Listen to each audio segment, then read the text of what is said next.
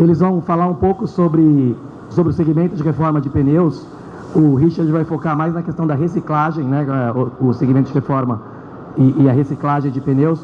E o Paim vai falar um pouco do processo produtivo numa fábrica, numa produção de reforma de pneus. Após a apresentação deles, aí a gente abre para perguntas, se tiverem dúvidas, questionamentos, aí a gente vai abrir para um bate-papo aí com vocês. Então, primeiro, Richard, fique à vontade aí. Ok, obrigado, Vinícius. Bom, pessoal, antes de mais nada, boa tarde, obrigado aí pela disponibilidade de vocês. Eu acho que nós vamos poder passar alguns minutos aqui para vocês entenderem um pouco sobre o que dá para fazer quando o pneu já não é mais aproveitado para ser reformado. O que fazer com o restante do pneu que sobrou. Então, eu vou mostrar algumas possibilidades e a gente tem um vídeo que vai começar agora só para fazer uma abertura, 1 minutinho.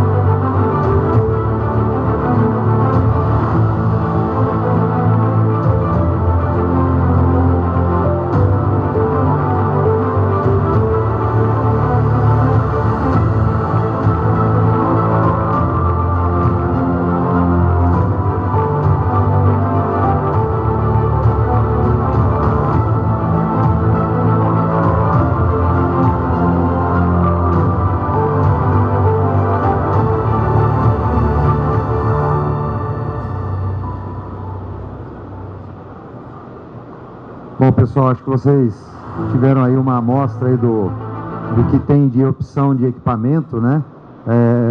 Eu acho que eu estou com o controle aqui da seu... Deixa eu ver. Apontando para cá mesmo. Perfeito.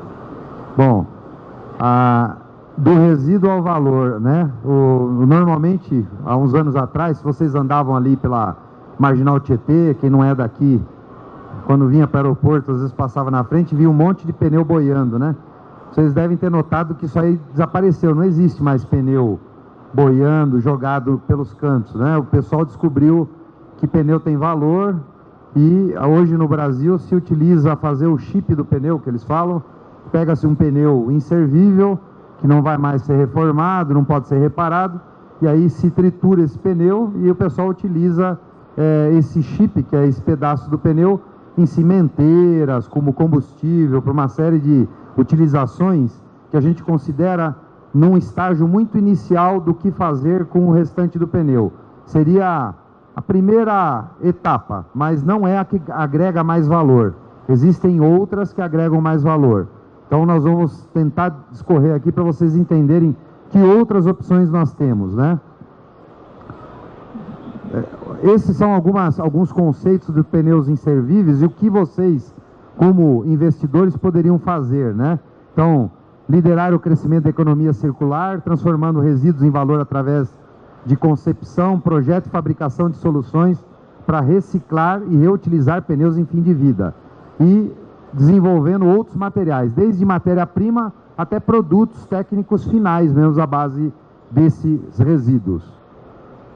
A empresa que vocês viram o vídeo é uma empresa que faz parte do grupo da empresa que eu trabalho. Ela está na Itália e ela fabrica equipamentos que entram em 2 das 3 fases do processo de reciclagem.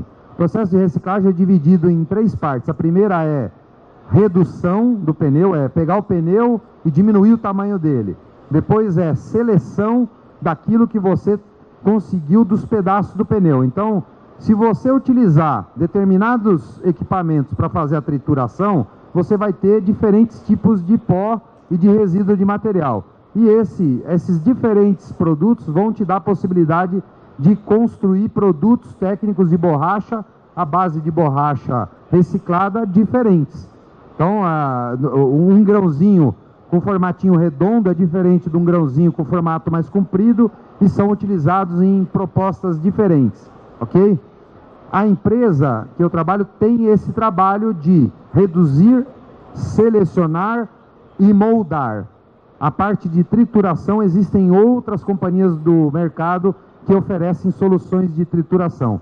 De raspagens nós oferecemos também, porque você pega, por exemplo, um pneu OTR, que é gigante e tem muita borracha na banda de rodagem, e quando se chega ao fim da vida, só triturar esse pneu é um desperdício muito grande, porque a borracha da banda de rodagem poderia servir como matéria-prima para várias utilizações, e é um material muito nobre.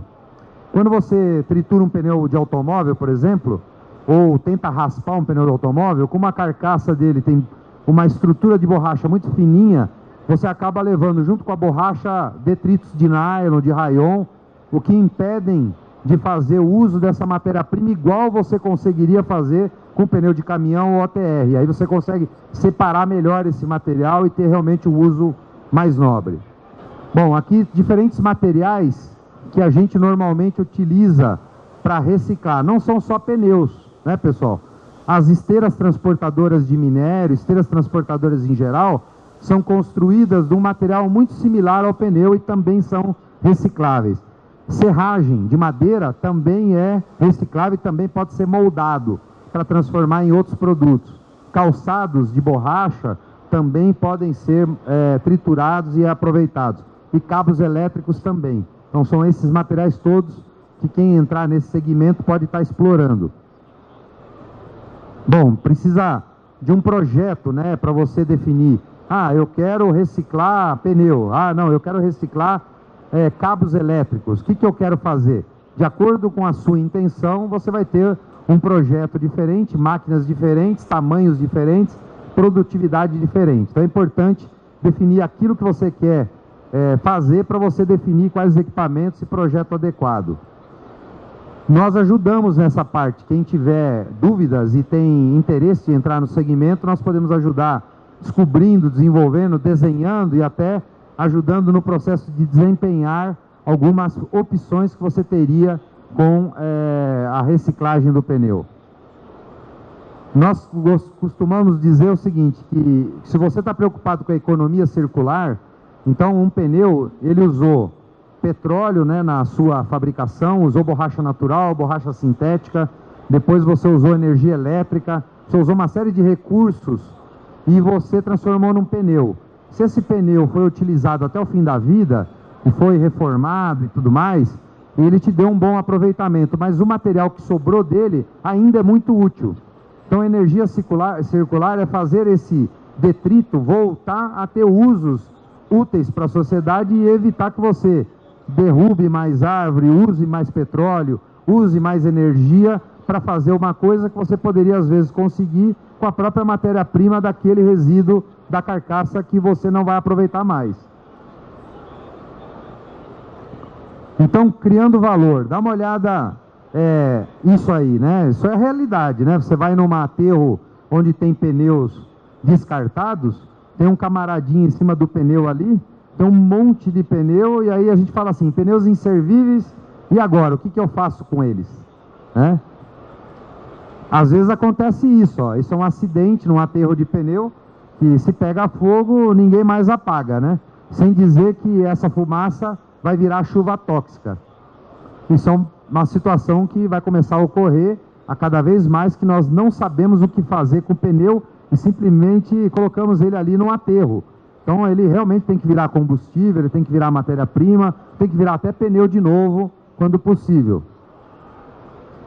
Outras coisas que podem atingir a sociedade em função de pneus parados e jogados, né? Doenças como zika, dengue, malária, são coisas que se desenvolvem, né, através do mosquito, da larva do mosquito, depositada dentro do pneu, que fica acumulada água quando a gente não faz o destino adequado. Por isso que a redução do pneu, cortar ele em pedacinhos, seria a primeira saída para começar a resolver o problema, porque não vai ficar a água parada dentro de pneu.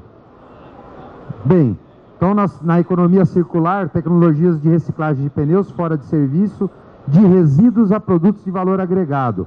Aí nós vamos começar a ver algumas coisas, como por exemplo, redução volumétrica. Vocês viram aquele aterro de pneus lá, jogando o pneu inteiro. Se eu picasse aqueles pneus, eu usaria, sei lá, 1/10 daquela área, talvez 1/50 daquela área para poder armazenar a mesma quantidade de pneus que vocês viram armazenados com o pneu inteiro. Do pneu ao grão de borracha, produção de artigos técnicos de borracha. Nós vamos ver algumas possibilidades aqui. Essa máquina, vocês estão vendo aí, a primeira, grande embaixo, ela arranca o talão do pneu. Depois ela tira a borracha de dentro, de volta desse talão, e vocês estão vendo uma máquina embaixo ali que corta o pneu. São pneus gigantes, né? Pneus que mal caberiam aqui em pé nesse palco. Pneus muito grandes, de 5 metros de altura. Então vocês têm máquinas especiais para eles, né? Olha aí tem uma prensa que vai cortar o pneu, tem uma empilhadeira para pegar o pneu e colocar numa máquina para depois conseguir cortar em volta do pneu. E aí o que nós queremos com isso? Queremos geração de material. Então vocês estão vendo aqui, começam a ver já algumas coisas. Alguns grãos, algumas prensas, e vocês estão vendo alguns produtos. Aquele produto, esse rolo aqui de, não sei se eu consigo, talvez, se eu jogar aqui vai lá? Não. Aquele rolo que está ali, ó, ele vai virar rufo de telhado.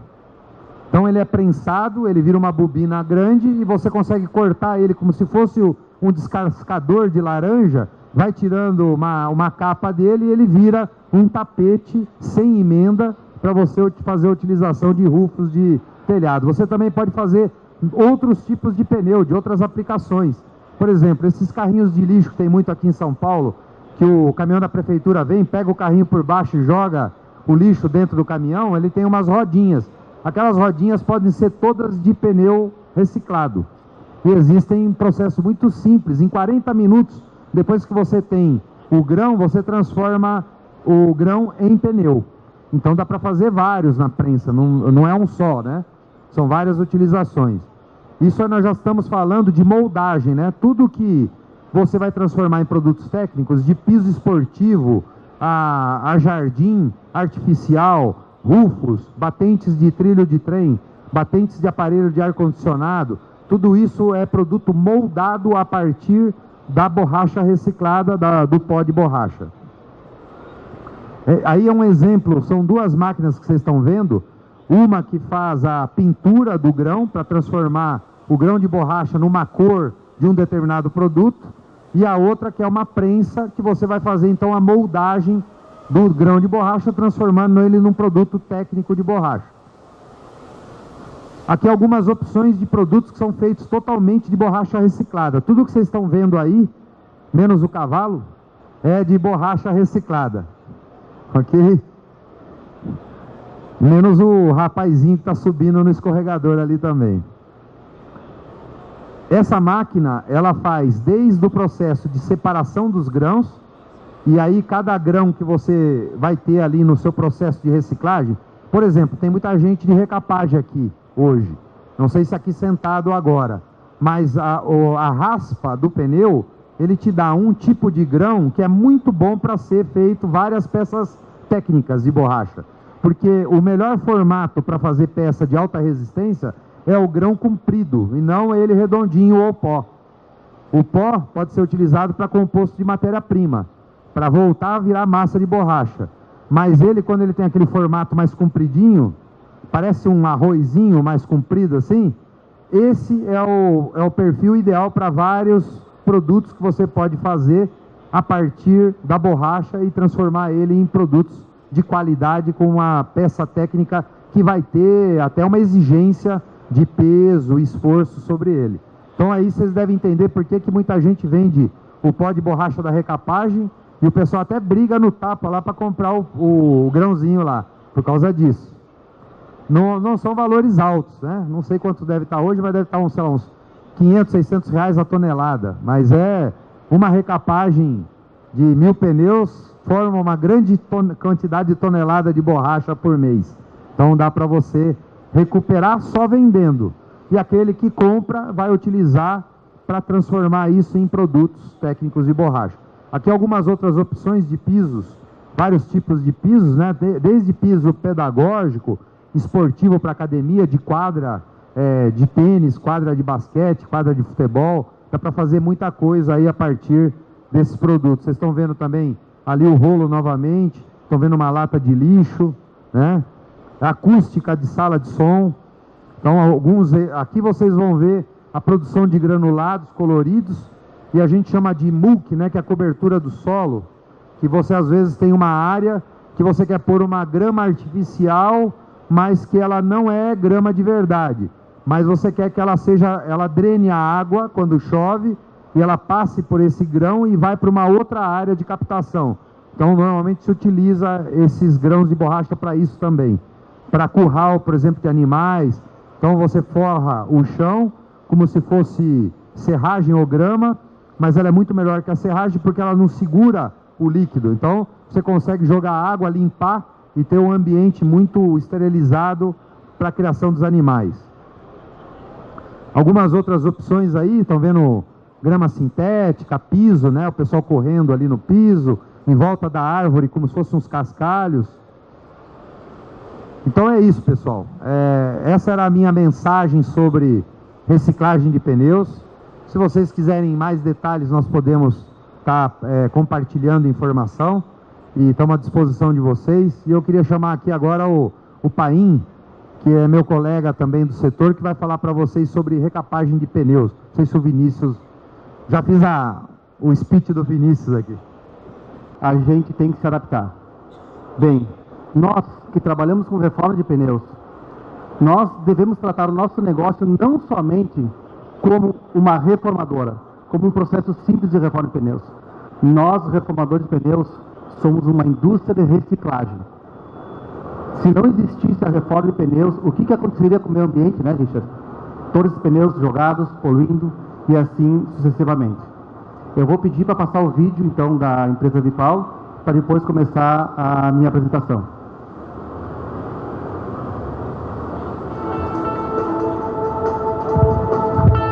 Somos inquietos, somos transformação, somos renovação constante, somos Vipal Borrachas, líder em reforma de pneus na América Latina e uma das maiores fabricantes mundiais de borracha. Somos muitos e, ao mesmo tempo, somos um só, uma empresa única e unida pelo fazer mais em suas fábricas mundo afora. Somos do mundo, atendemos todos os continentes através de nossa estrutura de operações global, com equipes locais oferecendo suporte e as melhores soluções em cada país. Somos renovação constante, seja em produtos, seja no jeito de pensar. Somos muitos e somos um só. Somos Vipal Borrachas. A estrada ensina a vencer. É isso aí, então, pessoal. Bem, eu vou tentar ser bem objetivo, como foi o Richard, para depois deixar nosso espaço para as perguntas, certo? Vamos lá. Hoje, o que é necessário para gerenciar bem uma reformadora? Primeiro, hoje, a reforma de pneus, a indústria de reforma de pneus, no segmento do Brasil, reforma em torno de 8 milhões de pneus carga ano. Isso é muito pneu. Por isso que eu falo que o nosso segmento de reformas é uma indústria de reciclagem.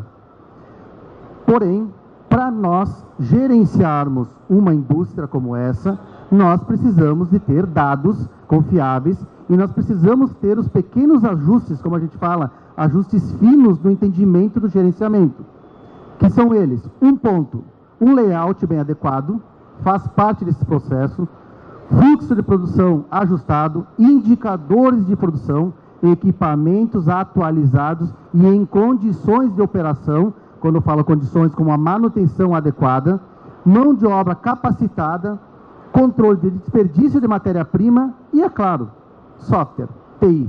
Não tem mais como gerenciar um negócio hoje, uma empresa, sem TI, sem um software adequado ao processo. Falando em cada um deles, aqui eu trago para vocês, é claro, um pequeno exemplo de um layout ajustado, um layout adequado. Quando nós montamos, criamos, desenhamos um layout, nós precisamos pensar em todos os pontos. Um deles, melhor ocupação do espaço físico do prédio, do pavilhão. É um ponto. Segundo ponto, fácil gerenciamento do processo. O que eu quero falar com fácil gerenciamento do processo? Eu, como um gerente, ou como um supervisor de produção, ou como um proprietário de uma reformadora, no momento que eu entro nessa empresa, eu preciso enxergar todo o fluxo, preciso enxergar todo o processo. Aonde estão os meus colaboradores? O que cada um está fazendo? Onde é que está o pneu parado? Segundo, melhor custo-benefício. Tem que pensar nisso. Fluxo de produção ativo. O pneu, ele não tem que ficar parado numa monovia. Pneu, ele tem que entrar no processo e sair de uma forma rápida. Ele não tem que ficar parado na produção. Então, entra, processa e entrega o pneu, fatura. Melhor entendimento do processo. É claro, para mim poder entender o meu processo, eu preciso de um layout adequado. Eu preciso de um layout de fácil entendimento. Eu necessito de um layout na qual eu consiga observar toda a produção e poder visualizar as oportunidades que eu vou falar agora. Primeiro, estou olhando aqui um layout na qual é visível que aquele setor que está circulado em vermelho é o setor de escariação. Na maioria dos casos, hoje, dentro de um processo de uma reforma de pneus, de uma reformadora, é quase que unânime, o pessoal fala: aonde está o meu gargalo? Escariação. Será? Será que é somente a escariação que dá o meu gargalo de produção? Pode ser que sim, ou pode ser que não. Tudo é muito relativo. Por isso que a gente precisa entender todos os processos. Além de identificar os gargalos, tem as ações que devem ser tomadas. Mais adiante nós vamos falar sobre isso. Mas somente o pneu parado na produção é um gargalo? Não. Nós precisamos entender também aonde, como e de que forma faz o meu colaborador para circular dentro da produção. Ou seja, eu preciso de um estoque de matéria-prima próximo ao setor de aplicação de ligação ou na cobertura. Por quê? Porque é no estoque de matéria-prima que eu corto a minha banda e que eu tenho que levar ela para o setor de cobertura. Se esse operador ele caminha muito até lá, o estoque está muito distante, eu estou perdendo hora homem. Pode ser o quê? 10, 15, 20 segundos. Eu tenho que dar 30 passos. Se eu tenho que dar 30 passos para levar a banda até a cobertura, eu tenho que dar mais 30 para retornar. Então eu tenho que me adequar a quê? Se eu conseguir fazer 5 passos, é mais 5. Menos tempo, hora, homem, circulando dentro da produção. Esses pequenos detalhes, eles têm que ser bem ajustados. O que hoje acontece na indústria? Não quero falar que são em todas, estamos falando no mundo geral, algo muito amplo. Nós precisamos não somente olhar as coisas grandes, nós precisamos olhar os ajustes finos. Como diz, é de pouquinho em pouquinho em pouquinho que no somatório dá um montante. E esse pouquinho, mais adiante eu vou falar, se colocado na ponta do lápis e transformado em valor, é muito dinheiro, gente. Algo também que é importante eu ter de controle são indicadores de processo, indicadores de produção. Como eu vou entender o meu processo, como eu vou tomar as minhas ações, como eu vou saber se ele está adequado se eu não tenho controle? Se eu não sei o que acontece dentro da minha planta, eu não sei o que acontece com os pneus que estão produzidos dentro dessa planta. Então, algumas dicas. Eu preciso saber o percentual de pneus recusados. Isso é importante, porque às vezes eu estou recusando muito pneu que eles poderiam ser produzidos, eles poderiam ser reformados. Eu preciso do quê? Treinamento, mas tem que identificar o que está gerando aquela recusa, porque às vezes é realmente a condição ruim do pneu que está entrando no meu processo, ou o meu examinador inicial não está classificando da forma correta esse pneu. Esse indicador é muito importante ter. E esse percentual, ele pode variar. Muito depende da condição na qual os pneus chegam na empresa, do segmento de atuação, se é segmento eiro, se é segmento rodoviário, se é segmento misto. Esse percentual pode variar de 10% até 25%. É um range bem grande, tá? Isso é importante ter. Outro percentual que é importante saber, qual é o percentual de pneus reclamados? Quando eu falo em pneus reclamados, independente se é procedente ou não, ou se ele é reclamado técnica ou comercial, eu preciso ter esse número. Esse dado é muito importante, porque às vezes está chegando o pneu de reclamação dentro da minha produção, na qual ele nem deveria ter entrado na minha planta. Não deveria ter entrado. Lá na ponta, a equipe comercial, a equipe de vendas, já deveria ter eliminado por lá. Porque no momento que eu carrego esse pneu e levo para dentro, já estou tendo custo. Eu já tenho o custo do transporte e o custo do meu vendedor para carregar, descarregar, e o custo do técnico da planta analisar e gerar laudo. Tudo isso, vocês viram, de pouquinho em pouquinho, dá um montante. Percentual de retrabalho e percentual de reprocesso. São coisas que parecem, são iguais. Não são iguais. Não são. Percentual de retrabalho, eu preciso entender o que está acontecendo e como funciona dentro da minha planta o retrabalho do pneu. O retrabalho é, eu tirei o pneu da vulcanização, seja de uma autoclave ou de uma prensa, o colaborador esqueceu de colocar o manchão dentro, o reparo. O colaborador esqueceu de fazer um enchimento numa lateral e ficou um acabamento feio. Eu tenho que voltar para o setor de escariação, fazer esse trabalho, vai do enchimento, faz o preenchimento e aí vai adiante vulcanizar. Isso eu chamo de retrabalho. Agora, o reprocesso, o furo é mais embaixo. Porque o reprocesso, quando tem esse problema, normalmente faz o quê? Eu tenho que reprocessar todo o pneu, que começa lá da raspa. E na maioria dos casos, quando eu tenho um reprocesso, eu já perdi a ligação, eu já perdi a cola, eu já perdi a banda de rodagem que eu apliquei em cima, aí o meu prejuízo é dobrado. Toda aquela rentabilidade, a lucratividade que eu deveria ter em cima desse pneu, já foi por água abaixo. Eu vou ter que entregar esse pneu, gastar o dobro e entregar para ele de graça praticamente. Equipamentos atualizados. Também faz parte de um processo de rentabilidade. Primeiro, não significa que todos os equipamentos que eu tenho dentro do meu processo devam ser todos automatizados. Não é isso que eu quero falar. Mas eu preciso ter equipamentos adequados ao processo na qual eu tenho melhor rentabilidade. Com melhor rentabilidade. Ou seja, precisão, agilidade, preciso de tecnologia, tempo, economia de tempo, otimização do processo de produção, ergonomia, padronização na operação em cima do pneu. Então, todos os meus equipamentos são necessários que nós precisamos de uma manutenção preventiva, preditiva em cima do pneu, nos equipamentos, não somente uma manutenção corretiva. Então, esses pontos de análise dos processos, dos equipamentos, também fazem parte de um fluxo de produção de recapagem adequado. Mão de obra capacitada. Aí tem algo que tenho certeza que todos, ou a maioria aqui dentro, estão com dificuldades. Não é particularidade somente do segmento de reformas. Não. Eu acho que a dificuldade com mão de obra qualificada faz parte de todos os segmentos. De todos os segmentos, né, de indústria. Muita dificuldade. Parece que as pessoas não querem mais trabalhar, ou parece que as pessoas não têm mais aquele compromisso, né, digamos assim, com a qual eu tenho o meu dever, na qual eu recebo o final do mês para aquela trabalho, para aquele serviço.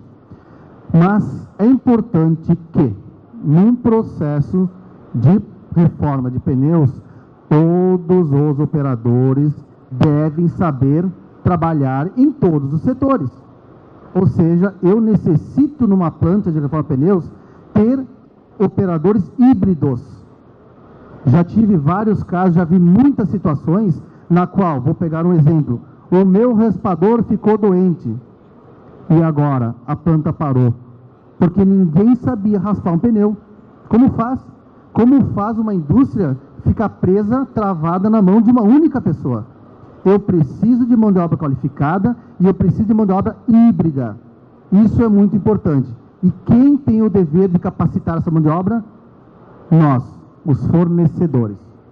Os fornecedores de matéria-prima, de produto para reforma de pneus, têm a capacidade e têm a obrigação de capacitar a mão de obra de vocês.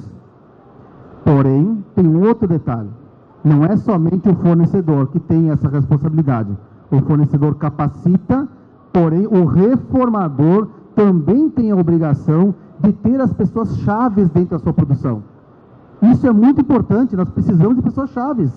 De que adianta o fornecedor ir lá treinar, capacitar, depois o técnico vai embora. Ele tem outros clientes para poder atender. Quem que dentro dessa planta vai ser o responsável por cobrar, por mostrar e por avaliar se aquele operador que recebeu o treinamento, ele está executando aquela atividade de acordo com como ele aprendeu. Entendeu? Então, isso é muito importante. O fornecedor tem a obrigação de capacitar. E o reformador tem a obrigação de ter as pessoas chaves para poder cobrar dos operadores executar daquela forma que eles aprenderam. Para isso, não significa que eu tenho que fazer somente treinamentos presenciais na planta. Existem N modalidades de treinamento. A pandemia, o Covid, nos trouxe muitas tristezas, digamos assim. Tenho certeza que muitas pessoas aqui dentro perderam entes queridos, né, ou pessoas amigas, ou pessoas muito próximas. Porém, a pandemia, ela veio de uma forma negativa, mas ela veio para dar um chacoalhão no ser humano. Ela chacoalhou todo mundo, ela nos obrigou a nos adaptar àquela situação. E hoje, capacitação para a reforma de pneus, existem N formas, seja somente EAD, seja o presencial lá no fornecedor, na planta do fornecedor, ou também na reformadora, e também treinamentos híbridos. O que é treinamentos híbridos? Treinamento híbrido é aquele treinamento na qual eu tenho um instrutor numa sala de aula, como vocês estão vendo aí, falando a parte teórica, e depois eu tenho alguém lá na produção, o outro instrutor, mostrando, transmitindo ao vivo como que se faz aquele trabalho. Escareando um pneu, nesse caso, raspando um pneu, tudo transmissão ao vivo. É como se fosse um treinamento presencial. Então a gente também teve que se adaptar às tecnologias, nós precisamos também, tivemos que nos adaptar às adequações na qual a pandemia veio e nos deu aquela chacoalhada. Aqui a gente vai mexer um pouquinho, talvez, um pouquinho com o ego, né? Me permitam, me desculpe a palavra, com o ego de alguns administradores ou de algumas indústrias, empresas. A gente fala aqui, controle de desperdício de matéria-prima. Se nós formos entrar num processo de produção, de uma reforma de pneus, e nós começarmos a analisar os pontos críticos, os pontos ajustes finos, que é o que eu falei no início, vocês vão se surpreender com os números. Os números, eles são gigantes. Diz ali, ó, análise setorial do formato que está sendo aplicado à matéria-prima e análise de desperdício geram grandes oportunidades de economia. Um deles, na raspagem de pneu, corte da banda, escariação, aplicações de manchões, enchimento, cobertura, montagem, vulcanização e exame final. Existem técnicas, existem formas de levantar esses números. Se aplicado, vamos pegar um exemplo, na cola. Bom, a maioria de um operador vai dizer, eu tenho que aplicar um monte de cola em cima do pneu, porque se eu não aplicar, a banda não cola no pneu. Para que serve a cola? Ela só não serve para colar. É meio redundante a colocação. Quanto mais cola eu colocar, pior. É pior para a reforma. Então eu tenho que ter um meio termo de adaptação. E se você for medir um formato adequado de aplicação de cola e um formato na qual o operador realmente faz, e pesar isso aí, transformar em gramas e transformar em cash resultado, vocês vão ver que os números são muito grandes. As oportunidades que tem. E eu não estou falando aqui de que vamos falar de um ano, 10 mil, 5 mil, 20 mil, 50 mil. Não. Depende da situação, eu estou falando de muito mais dinheiro. Daquele toquinho de banda que é colocado fora, daquela escariação mal feita que eu tenho que gastar um monte de perfil MBAC para fazer o enchimento. Tá? Então são detalhes finos, ajustes finos, que é possível sim ser feitos dentro da reformadora e que geram economia para o reformador. Nós, como fornecedores, vamos falar assim, quanto mais vendemos, melhor, né? É o que normalmente as pessoas pensam. Nós pensamos ao contrário. Quanto mais rentabilidade o reformador tiver, melhor para nós. Por quê? Porque ele vai ter capacidade financeira de investimento no negócio, ele vai ter capacidade financeira de cumprir os compromissos com nós, com o fornecedor, ele vai prosperar, ele vai crescer e investir em novas unidades de reforma. Aí que está o nosso ganho. O nosso ganho não é somente vender a matéria-prima. Nós temos que entregar a solução. Tem que entregar e tem que mostrar, identificar, mostrar e dizer, ó, isso é possível ser feito. E também a gente fala da influência de TI, né? Como eu vou gerenciar uma empresa hoje sem um software adequado? É impossível. A nossa cabeça hoje, ela está tão focada, tão adequada a fazer a manutenção do volume de pneus, né, que a gente hoje reforma, busca de novos negócios e adaptação ao que está acontecendo no mercado. Está toda hora se defendendo, o concorrente fez isso, fez aquilo, então nós estamos com a cabeça a 1000 por hora. Para gerenciar o negócio, nós precisamos de um software adequado. Tem que ter um software adequado.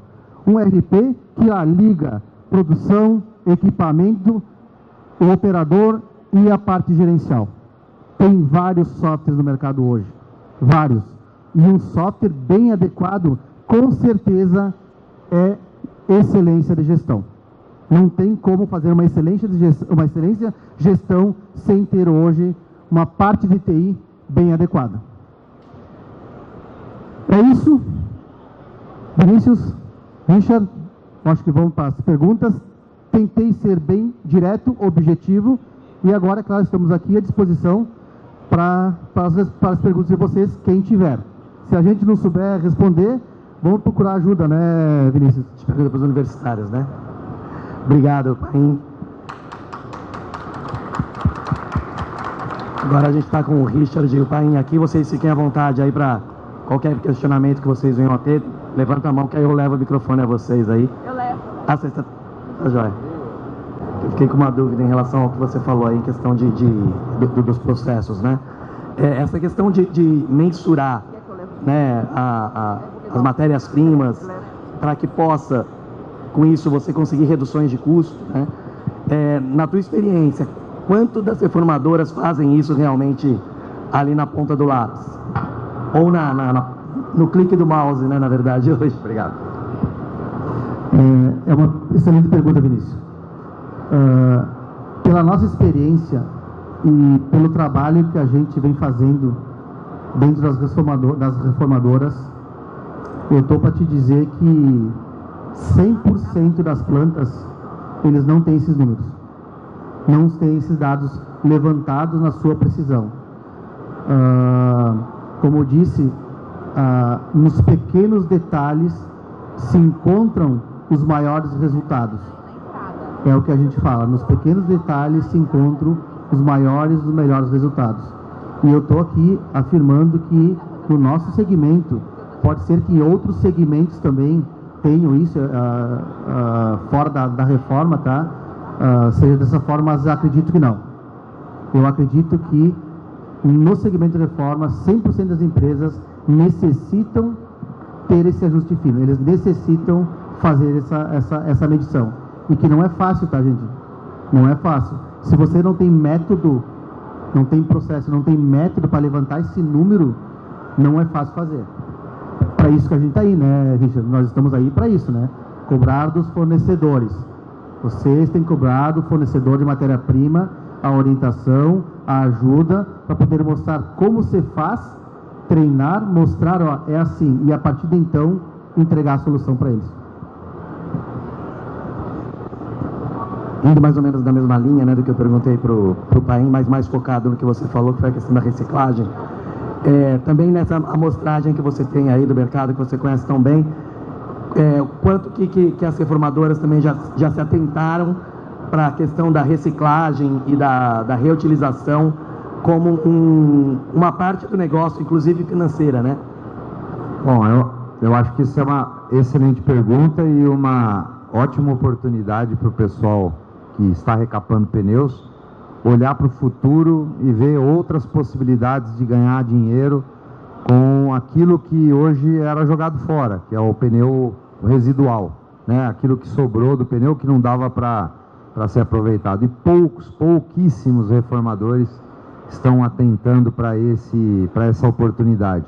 E é por alguns motivos, às vezes pelo investimento alto que tem que ser feito em um novo negócio, que não está dentro do negócio que ele conhece ou que ele domina, muitas vezes pela falta de visão de saber o que poderia ser feito com aquele produto. Ainda falta muita informação no mercado, né? No mercado brasileiro é bem interessante que desde a criação da Reciclanip, as empresas começaram a retirar pneus do mercado e dar uma destinação mais adequada ao pneu. Então tem várias empresas de logística reversa, vários que eu conheço, vários empresários extremamente sérios, fazendo trabalho de retirada dos pneus, e depois esses pneus acabam indo para outros empresários muito sérios também, mas que estão dedicados a fazer o chip do pneu, o pedacinho do pneu para vender para cimenteira, como combustível e tudo mais.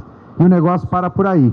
Então o reformador de pneus, ele se atém a vender o resíduo do pneu ou o pó de borracha para alguém que vai fazer uso disso, mas muitas vezes, se ele tiver um volume adequado ou tiver numa região que ele pode formar um pool de recapadores ali, onde ele reúne esse material, então ele poderia estar fazendo melhor uso dessa matéria-prima, remunerando melhor as empresas que estão envolvidas nisso e resolvendo um problema de meio ambiente, que é deixar um pneu atirado aí ao Deus dará, sem nenhum destino adequado para esse produto, né? Que no Brasil, eu falei, a gente não vê mais muito disso acontecer. Eu acho que o pessoal conseguiu criar O Brasil é incrível, né? Ele faz coisas que nenhum outro país consegue fazer em menos tempo, né? Haja vista a reciclagem de latas de alumínio, por exemplo. Esse é um exemplo, né? E o pneu é outro exemplo, que rapidamente os pneus sumiram do mercado, mas existe essa etapa adicional que eu acho interessante a gente colocar como objetivo futuro. E com isso a gente percebe aí duas oportunidades em lados diferentes, né? Mas o que o reformador pode ter mais margem até, né? Tanto com a questão da eliminação dos desperdícios, quanto com o melhor aproveitamento aí da vida final do pneu, né? Sem dúvida nenhuma. Bacana. Gente, alguém com alguma questão? Então, agradeço aos nossos convidados, o Richard e Paim, muito obrigado mais uma vez pelas explanações e explicações de vocês. E a gente tem uma nova palestra daqui, coisa de 5 minutinhos, com o pessoal do Inmetro, para falar um pouco sobre a portaria, que é a portaria que rege o setor de reforma de pneus. Obrigadão, Richard. Obrigado, Paim. Obrigado, ministro. Obrigado, ministro. Paim.